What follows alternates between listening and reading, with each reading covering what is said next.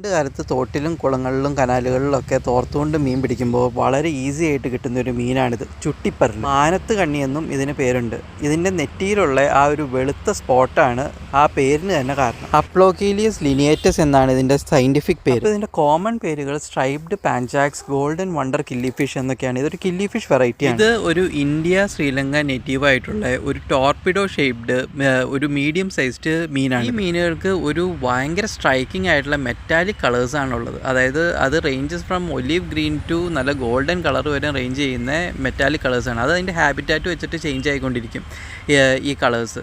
അതിൻ്റെ അകത്ത് തന്നെ ഏറ്റവും സ്ട്രൈക്കിംഗ് കളേഴ്സ് ഉള്ളത് ഇതിൻ്റെ മെയിൽസിനാണ്. ഫീമെയിൽസിന് കുറച്ചും കൂടി ഒരു ഡൾ കളറാണ് ഉള്ളത്. പിന്നെ ഫീമെയിൽസിന് ഈ വാലിൻ്റെ നീളവും കുറവായിരിക്കും മെയിൽസിനെ കമ്പയർ ചെയ്ത് നോക്കും. ഇതിൻ്റെ ഒരു ലൈഫ് സ്പാൻ എന്ന് പറഞ്ഞു കഴിഞ്ഞിട്ടുണ്ടെങ്കിൽ 3 to 5 വർഷം വരെയാണ്. അതുപോലെ തന്നെ ഇതിൻ്റെ ലെങ്ത്ത്, മാക്സിമം ലെങ്ത്ത് ഒക്കെ ഒരു 7 to 8 സെൻറ്റിമീറ്റർ വരെ മാക്സിമം വരാം. ഞാൻ ആദ്യം പറഞ്ഞതുമാതിരി ഇന്ത്യയിൽ തന്നെ ഇത് ഏറ്റവും മെയിനായിട്ട് കാണുന്നത് കേരള റീജിയനിലാണ്. കേരളത്തിലെ പാടത്തും തോട്ടിലും കനാലിലൊക്കെ തന്നെ ഇതിനെ കാണാം. അതുപോലെ തന്നെ വളരെ ലോ ഫ്ലോയുള്ള വെള്ളക്കെട്ടുള്ള ഏരിയാസിൽ ഇത് വളരെ കോമൺ ആണ്. അപ്പോൾ നമ്മുടെ ഫൈറ്റർ ഫിഷ് അല്ലെങ്കിൽ ബെറ്റ ഫിഷ് പോലെ തന്നെ ഇതും പ്യുവർ കാർണിവോറസ് ആണ്. ഇതിൻ്റെ ഒരു മെയിൻ ഫുഡ് എന്ന് പറഞ്ഞു കഴിഞ്ഞിട്ടുണ്ടെങ്കിൽ വെള്ളത്തിലുള്ള മോസ്കിറ്റോ ലാബാസ്, ചെറിയ ചെറിയ പുഴുക്കൾ, പ്രാണികൾ, ഇതൊക്കെയാണ് ഇതിൻ്റെ ഒരു മേജർ ഫുഡ് എന്ന് പറഞ്ഞു കഴിഞ്ഞിട്ടുണ്ടെങ്കിൽ. അപ്പോൾ ഈ അക്വേറിയത്തിലൊക്കെ നമുക്ക് പെല്ലറ്റ്സ് കൊടുക്കാം. അതുപോലെ തന്നെ മറ്റേ ബ്ലഡ് വേംസ്, അതുപോലെ തന്നെ ഫ്രോസൺ ലൈവ് ഫുഡ്സ്, ഇതൊക്കെ കൊടുക്കാം.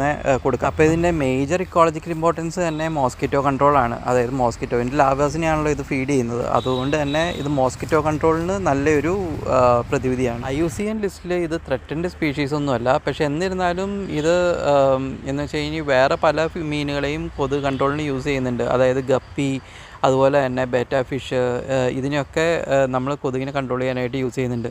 അതിന് പകരം നമ്മൾ ഈ നാച്ചുറലി കാണുന്ന, കോമൺ ആയിട്ട് കാണുന്ന ഈ കില്ലി ഫിഷിനെ യൂസ് ചെയ്യുകയാണെങ്കിൽ നമ്മുടെ നാട്ടിലെ ഈ ഒരു മീനിൻ്റെ പോപ്പുലേഷൻ അത്യാവശ്യം വർദ്ധിക്കും. പിന്നെ ഇതിൻ്റെ ഒരു ബ്രീഡിംഗ് ബിഹേവിയർ പറയുകയാണെങ്കിൽ ഒരു 25 to 28 ഡിഗ്രി സെൽഷ്യസ് വാട്ടറിലാണ് മെയിനായിട്ട് ഇത് ബ്രീഡ് ചെയ്യുന്നത്. അതുപോലെ തന്നെ മുട്ടകളിടുന്നത് മറ്റേ ഒരു വെജിറ്റേഷൻ്റെ ഇടയിലൊക്കെ ആയിരിക്കും, മറ്റേ ഫ്ലോട്ടിംഗ് വെജിറ്റേഷൻ്റെ ഒക്കെ ഇടയിലൊക്കെ ആയിരിക്കും ഇത് മുട്ടകളിടുന്നത്. ഇനി ഒരു 10 to 14 ദിവസത്തിനുള്ളിൽ ഇത് ഹാച്ച് ചെയ്യും. ഹാച്ച് ചെയ്ത് കഴിഞ്ഞിട്ടുണ്ടെങ്കിൽ ഈ ഒരു ഷ്രിംസ് ഒക്കെ ഇല്ലേ, പുതിയതായിട്ട് ഹാച്ച് ചെയ്തേക്കുന്ന ഷ്രിംസൊക്കെയാണ് ഫുഡായിട്ട് കൊടുക്കുന്നത്. ഈ ഒരു ടാങ്ക് സെറ്റപ്പിലാണെങ്കിൽ ഒരു 15 gallons ഓഫ് വാട്ടറൊക്കെ അഡിക്വേറ്റ് ആയിരിക്കും. പിന്നെ അത് അത്യാവശ്യം മൂടി വയ്ക്കണം, കാരണം ഇതിന് ഒരു ജമ്പിങ് ടെംപ്റ്റേഷൻ ഉണ്ട്. അതായത് ഇത് ഏതെങ്കിലും ഒരു അവസരം കിട്ടുകയാണെങ്കിൽ ഇത് ചാടി പുറത്ത് വരും. ഈ വീഡിയോ എടുത്തേക്കുന്നത് ഇപ്പോൾ പെരിയാർ പുഴയതാണ്. അപ്പോൾ ഈ വീഡിയോ ഇഷ്ടപ്പെട്ടെങ്കിൽ ലൈക്ക് ചെയ്യുക, ഷെയർ ചെയ്യുക, സബ്സ്ക്രൈബ് ചെയ്യുക, പിന്നെ കമൻറ്റ് ചെയ്യുക.